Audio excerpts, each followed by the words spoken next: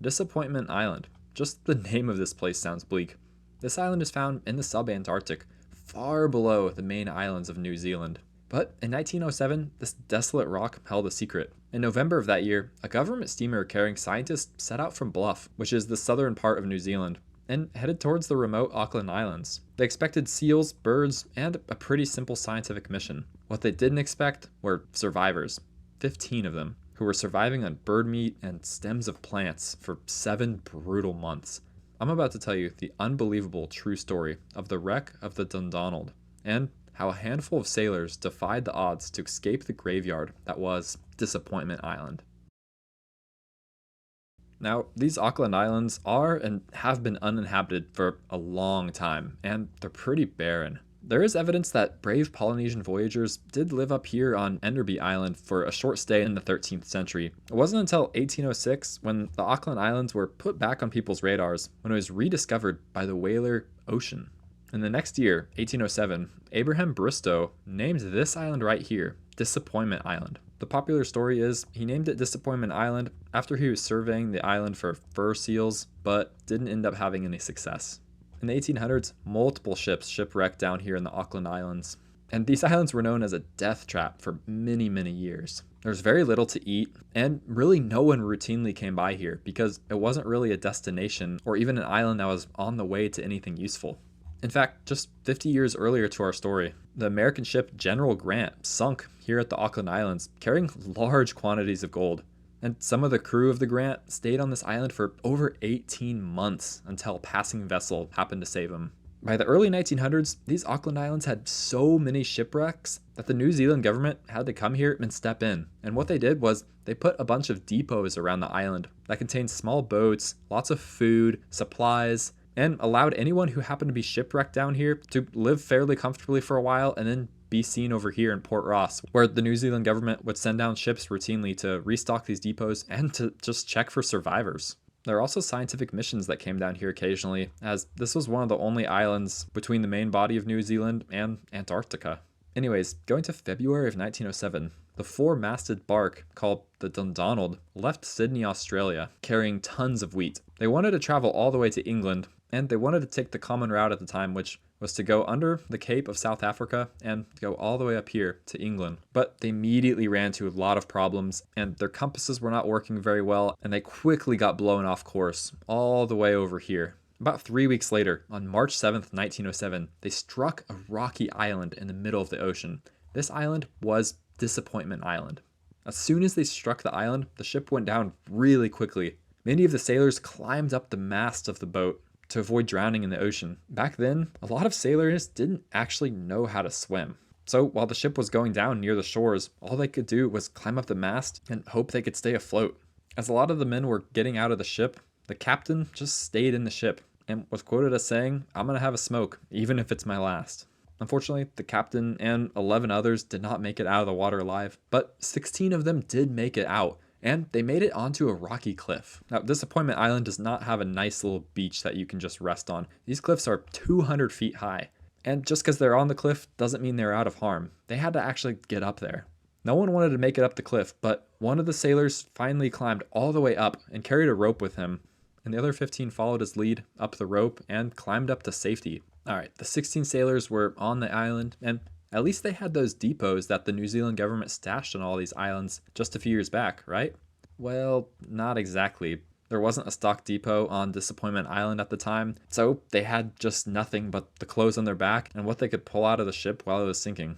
Their first night here was absolutely terrible. Their clothes were torn up and they were freezing cold. They quickly built some small grass huts, partly underground, and they had separate huts for cooking. Over time, they grew accustomed to the island, and they ate a lot of mollymawks, which were found on these islands in the thousands. These birds were really easy to catch, as they didn't have a lot of natural predators, so they could just go up to the birds and catch them to eat. They also used these mollymawks for their skin to make blankets, and they used their bones for needles. For months, mollymawks were their main source of food, and they would drink from natural rock basins, and whenever that dried up, they actually sucked dew out from grass. They also got salt by boiling seawater and had a fire going that they managed to keep going almost the entire time they were there. However, if you just eat birds for months and months, you're going to get a lot of nutritional deficiencies, such as scurvy, which was a big problem for castaways at the time. In short, scurvy is a lack of vitamin C that can cause a lot of easy bruising, bleeding, and over time can lead you to just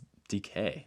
Luckily for them, there was a plant with a lot of vitamin C on this island called the Stilbocarpa polaris, and they roasted the stem of it to avoid getting scurvy. After a while, the birds started to pick up that the sailors were predators, and the birds started avoiding them. So this caused a huge food crisis for them. Eventually, the men turned to eating seals as their main food source and for their clothing. But after a few months, they realized they had to get off this island and try to get over here to Auckland Island, where there was depots and a higher chance of a ship coming by to save them. Keep in mind, these islands are super remote. Just zooming out a bit, the nearest towns are way up here in New Zealand, about 300 miles or 480 kilometers away. And there was really no reasons for ships to pass by these islands, except for those few ships that did scientific missions here in Port Ross and restocked those depots. So they started devising a plan to get over here to the main Auckland Island. Now, it might not seem like a very far distance on maps, and in fact, it's actually not too far. The shortest point is about 4 miles or 6.4 kilometers away, and there is an island in the middle that they could hang out at for a little bit on the way. Lots of really good endurance swimmers often swim more than 4 miles in any given day just in their training. So it might seem like, oh, one guy could have just swam across. Well, these guys were not professional endurance swimmers, and the waters around here are super treacherous. I mean, just zooming in on these sugarloaf rocks, you can see the waves just crashing into the rock here. And this water is super cold, as this island is at 50 degrees south, so the waters around here are not pleasant.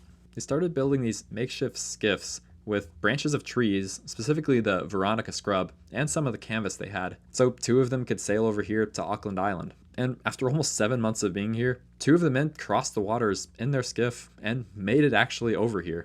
However, at the time, the island was so foggy and they couldn't tell where they were going, so they spent a week over here, 4 days without food, and decided to just head back to Disappointment Island. They were probably pretty disappointed by that, but then they decided to head back out and give it another shot. They made it to Auckland Island on a better week. After miles and miles of traversing through Auckland Island, they eventually found the depot full of food and better skiffs that they could take back and pick up the rest of the crew with. They brought these little skiffs back to Disappointment Island, picked up the crew, and they all traveled over here to Port Ross so they could live at the depot and have a better chance of being found. They also built a giant flag to signal that they were there and hung out there for a month. And after over 7 months of being stranded, that government scientific ship came down and found the men surviving here and were able to rescue them. After it all, 15 crew members came out alive, with 15 of the 16 initial people who made it onto the island after the ship sunk. Sadly, the chief mate, named Jabez Peters, who was a really old man, died 2 weeks after being shipwrecked of exposure. The crew and the scientists held a small service for him at Port Ross. Now, the scientists still carried out their scientific missions and brought back a lot of rocks and plants to study, as well as doing a magnetic survey of the island. But after all that was said and done, they brought the survivors back, and they ended up doing okay.